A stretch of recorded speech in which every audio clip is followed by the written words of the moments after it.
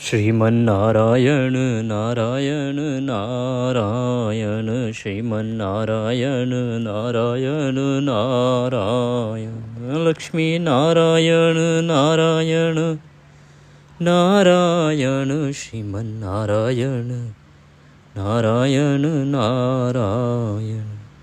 बोलिए श्री विष्णु भगवान की जय। यूट्यूब कम्युनिटी के माध्यम से हमसे जुड़े हुए हमारे सभी भाई बहन बंधु मित्र दर्शक और भगवान श्री हरि के प्रिय भक्त आप सभी को बारंबार नमस्कार है।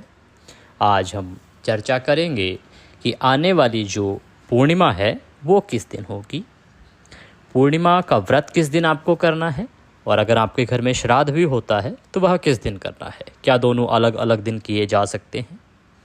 श्राद्ध कब से आरंभ हो रहे हैं, इस विषय में भी हम चर्चा करेंगे।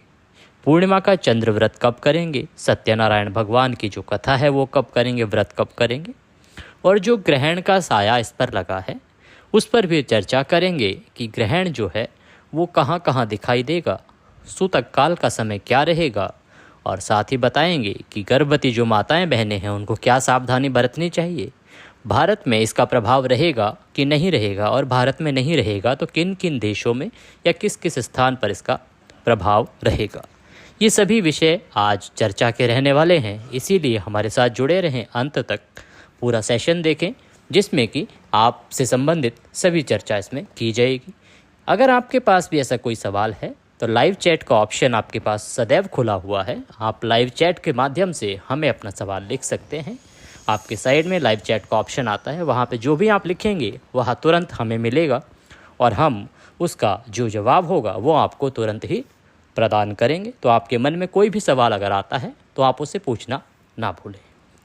जो वीडियो चल रहा है उसको कृपया लाइक करें, कमेंट बॉक्स में या लाइव चैट में जय सत्यनारायण भगवान लिखना ना भूलें। भगवान सत्यनारायण सबका कल्याण करें। भाद्रपद मास की जो पूर्णिमा तिथि होती है ये बहुत ही महत्वपूर्ण तिथि होती है। एक तो ये कि पूर्णिमा पर भगवान सत्यनारायण की पूजा की जाती है, व्रत पूजन किया जाता है। दूसरा ये कि इस दिन से श्राद्ध जो हैं वो आरंभ होते हैं और श्राद्ध पक्ष की शुरुआत होती है। श्राद्ध पक्ष वह समय होता है जिसके माध्यम से हम अपने जीवन को संवार सकते हैं, सुधार सकते हैं, बना सकते हैं। श्राद्ध कर्म करने के बाद आपके घर की बहुत बड़ी बड़ी बाधाएं दूर हो जाती हैं। आपके घर में गृह क्लेश रहता है, आप किसी का नौकरी ठीक से नहीं चल रही है, रोजगार ठीक से नहीं चल रहा है, घर में कोई बीमार रहता है तो ये पितरों की नाराज़गी का कारण हो सकता है। हो सकता है कि आपके पितृ जो हैं वो तृप्त नहीं हैं, इसीलिए आपको इन परेशानियों का सामना करना पड़ रहा है।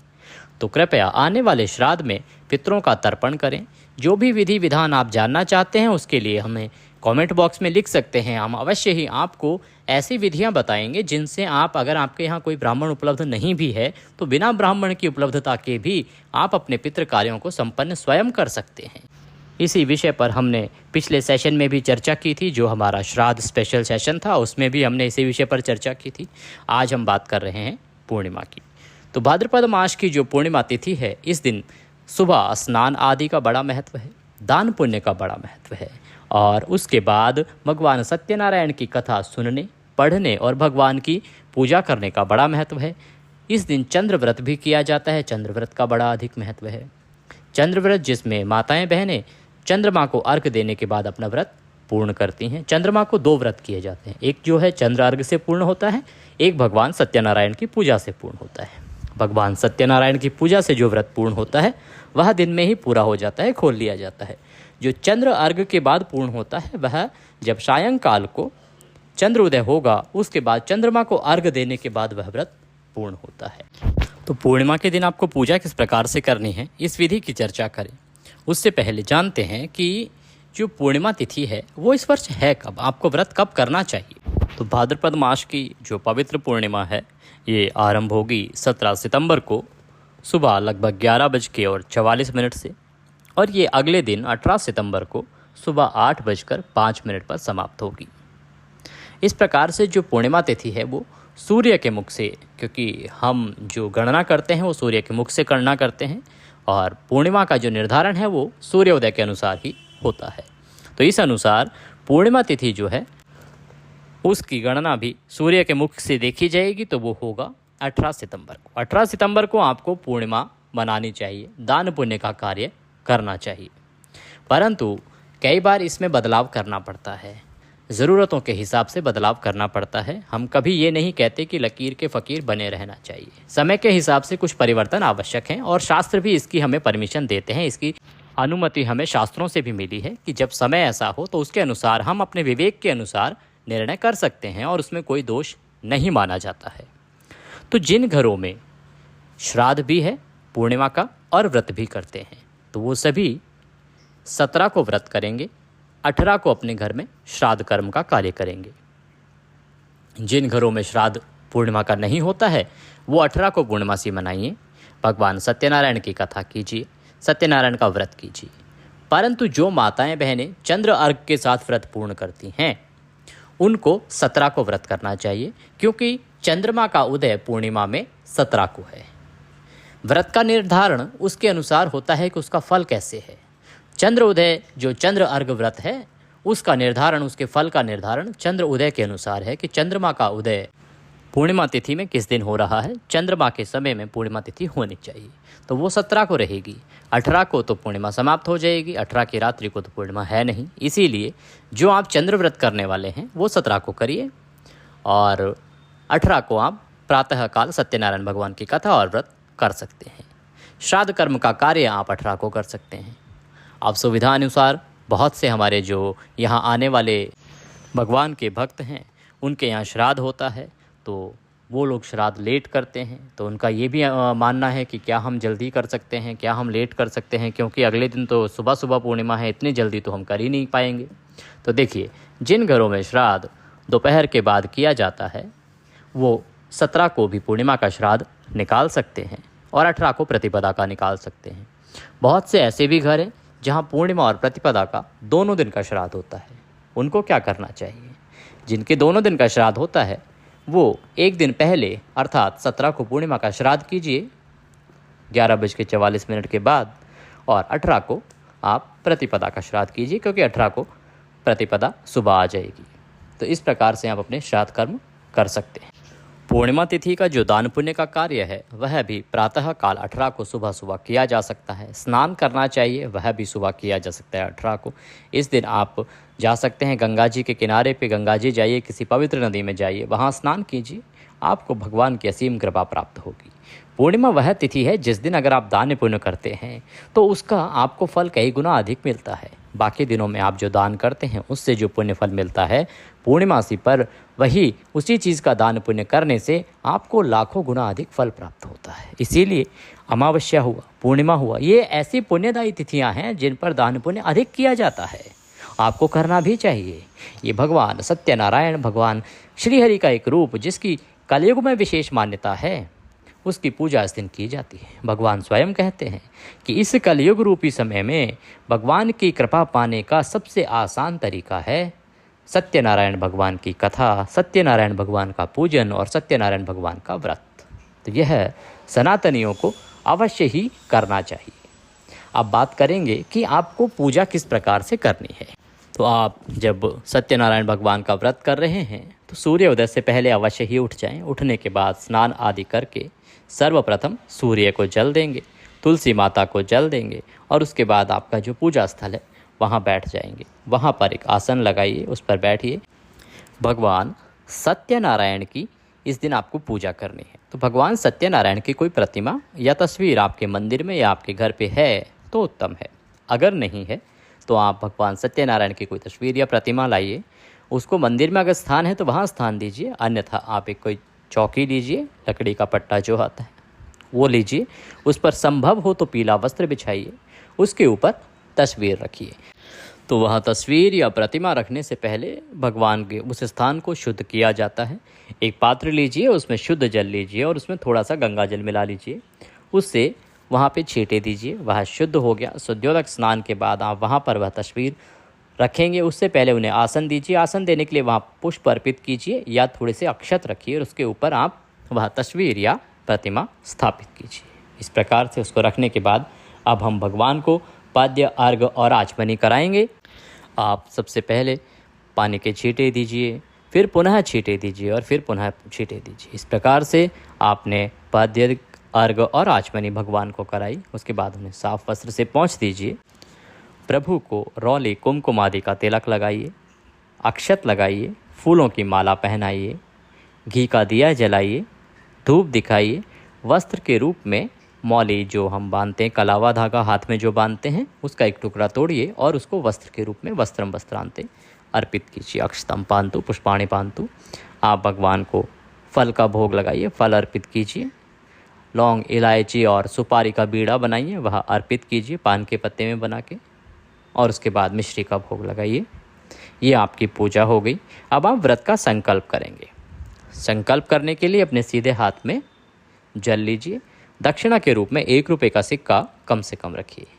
उसके बाद दूसरा हाथ उसके नीचे लगाइए। अगर आप जोड़े से कर रहे हैं तो धर्मपत्नी का हाथ उसके नीचे लगवाइए। उसके बाद 3 बार बोलेंगे ओम श्री विष्णु, ओम श्री विष्णु, ओम श्री विष्णु। अपना नाम बोलिए, अपना गोत्र बोलिए। जिस स्थान पर बैठकर आप यह संकल्प कर रहे हैं वहाँ का मकान नंबर, उस क्षेत्र का नाम, शहर का नाम। पूर्णमश्यायाम पुण्यतिथ्यो अमुक वासरे। हे प्रभु, आज के दिन हम पूर्णिमा व्रत व पूजन करने का संकल्प करते हैं। इसको हम सफलतापूर्वक कर पाएँ, ऐसा आशीर्वाद दीजिए और इसे स्वीकार कीजिए। वह संकल्प भगवान के चरणों में छोड़ दीजिए। पूजा के बाद इस सबको प्रवाहित किया जाता है। दक्षिणा जो है या फल जो है, फल का प्रसाद आप बांट के खा सकते हैं, जो भगवान को भोग में हमने अभी लगाया है। और जो दक्षिणा है वो किसी ब्राह्मण को दान देनी चाहिए। योग्य ब्राह्मण जो भी आपके नज़दीक रहता हो उसको दे सकते हैं, मंदिर में कहीं जाके दे सकते हैं। और अगर संभव ना हो तो आप हमारे जो अकाउंट नंबर दिए जा रहे हैं उनके माध्यम से आप वह दक्षिणा राशि जो भी आपके पास हो वह हमें भेज सकते हैं और पुण्य फल प्राप्त कर सकते हैं। अब आप कथा श्रवण करेंगे।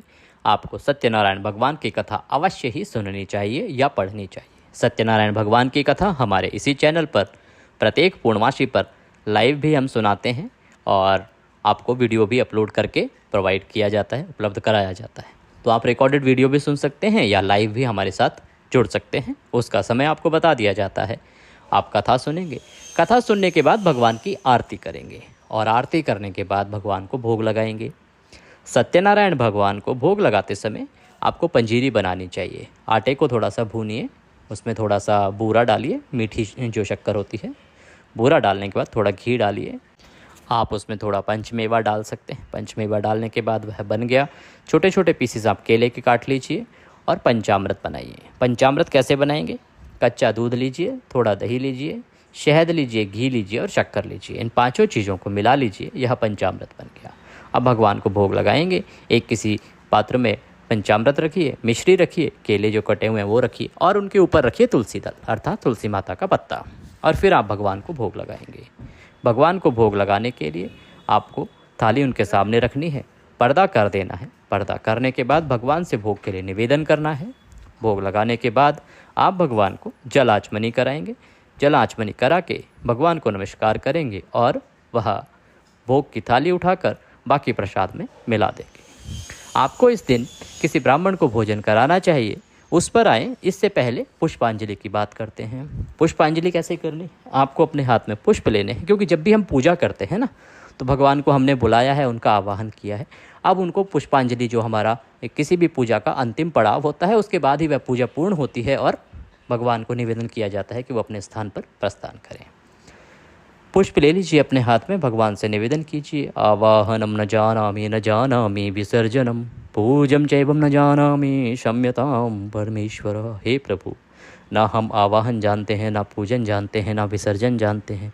जैसी बन पड़ी है वैसी सेवा आपके श्री चरणों की है।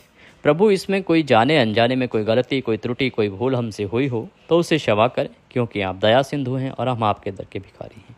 तो हमारे जाने अनजाने की गलतियों को क्षमा करते हुए दया का आशीर्वाद प्रदान करें। इसके निमित्त जाते हुए आपको अर्पित करने के लिए हमारे पास कुछ नहीं है। हम पहले ही कह चुके हैं कि तन मन धन सब कुछ आप ही का है। हमारे पास क्या है आपको अर्पित करने के लिए?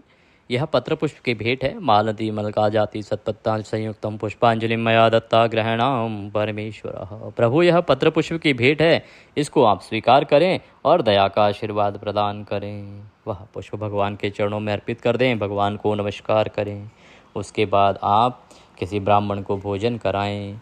भोजन करा के दान दक्षिणा आदि दे के विदा करें, क्योंकि इस दान का बहुत अधिक महत्व है। आपको भोजन कराना चाहिए और दान दक्षिणा देनी चाहिए।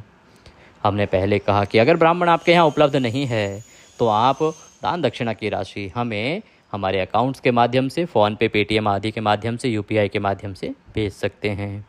अब बात करेंगे कि आपने दान दे दिया, पूजन कर दिया, इसके बाद आप अपना व्रत खोल सकते हैं। आपने जो घर पे जन बुलाए हैं उनको प्रसाद अवश्य दें। उनको प्रसाद वितरित करने के बाद ही उनको विदा करें। इस प्रकार से आपको पूजा करनी है। जो माताएं बहनें चंद्रव्रत करती हैं उनको सायंकाल को जब चंद्रमा उदित हो तो जल अर्घ देने के बाद अपना व्रत पूर्ण करना चाहिए। तो ये थी जानकारी कि आपको पूर्णिमा का व्रत कब करना है, कैसे करना है, श्राद्ध कर्म आदि कब से कैसे करने हैं और किस प्रकार से आप परिवर्तन कर सकते हैं। कोई और सवाल आपके मन में हो तो आप कृपया पूछ सकते हैं। हम अभी लाइव उपलब्ध हैं आपके सामने। आप अगर हमसे जुड़े रहना चाहते हैं तो कृपया हमारे इस चैनल के साथ जुड़ें, चैनल को सब्सक्राइब अवश्य करें और भगवान सत्यनारायण की कथा जो कि आपको अभी लाइव सुनाई जाएगी उसको सुनना ना भूलें, उसको अवश्य सुनें और ये जो जानकारी है इसको अधिक से अधिक लोगों तक पहुंचाएं, क्योंकि भगवत कृपा पाने के लिए आपको धार्मिक जानकारियां अधिक से अधिक प्रसारित करनी चाहिए। इसके दो लाभ हैं। एक तो हमारे सनातन धर्म का विस्तार होता है, दूसरा जिन तक आप ये जानकारी पहुंचाते हैं वो भी इससे पुण्य फल कमा पाते हैं। वो जब भगवान की कृपा पाते हैं, भगवान की पूजा करते हैं तो उन्हें जो पुण्य मिलता है और क्योंकि वो जानकारी आपके द्वारा भेजी गई थी तो उसका कुछ पुण्य फल आपको भी प्राप्त होता है। इसीलिए इन धार्मिक जानकारियों को, इन वीडियोज़ को अधिक से अधिक लोगों तक पहुँचाइए ताकि सनातन का विस्तार हो और सभी सही प्रकार से पूजा करके भगवत कृपा प्राप्त कर सकें। जय श्री सत्यनारायण भगवान।